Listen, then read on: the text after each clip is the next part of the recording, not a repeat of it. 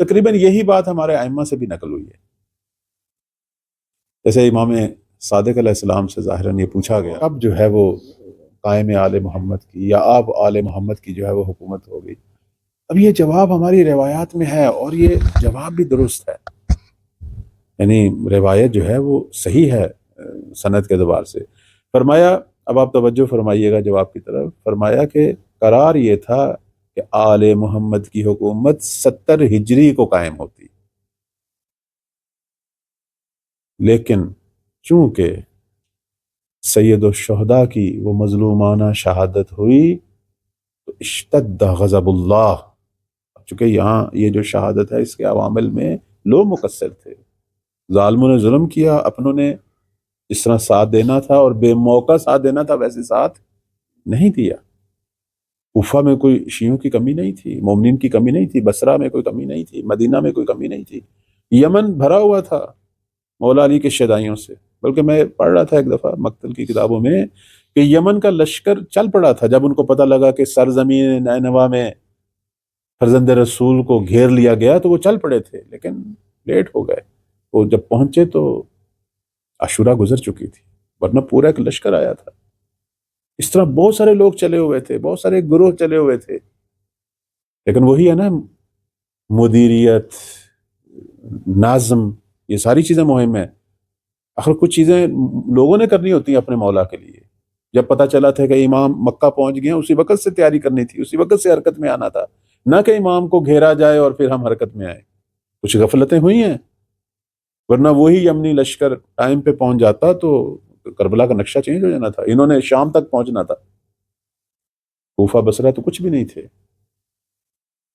بے موقع اپنے آپ کو جو ہے امام کی خدمت میں پہنچانا. اس لیے کہتے ہیں نا فرصتیں آتی ہیں بادلوں کی طرح، ہم نے اگر استفادہ نہ کیا تو پھر ممکن ہے دوبارہ وہ فرصت.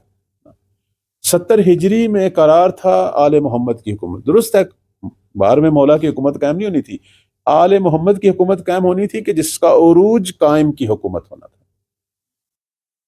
لیکن چھٹے مولا نے فرمایا کہ آپ لوگوں کی غفلت کی وجہ سے وہ حکومت قائم نہ ہو سکی. پھر خدا نے یہ طے کیا کہ 140 ہجری میں حکومت قائم ہو. اب یہ بھی معصوم کے الفاظ ہیں. 140 میں آل محمد کی حکومت قائم ہو، لیکن تم لوگوں نے پھر غفلتیں کی اور سر آل محمد کو فاش کر دیا.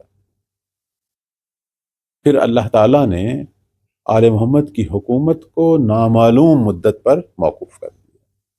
یعنی یہ دو دفعہ بدا.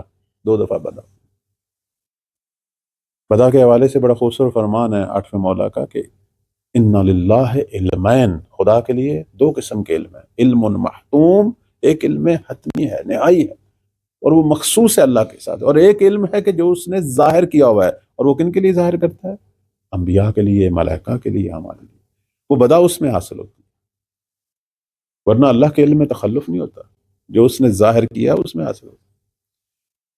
یہ ظاہر تھا، اس کا ہو سکتا ہے آل محمد کو بھی نہ پتا ہو علم معتوم، چونکہ وہ مخصوص ہے. اس لیے جب ایک واقعہ ہوتا ہے تو ائمہ کہتے ہیں کہ یہاں بدا سے، یہاں بدا سے.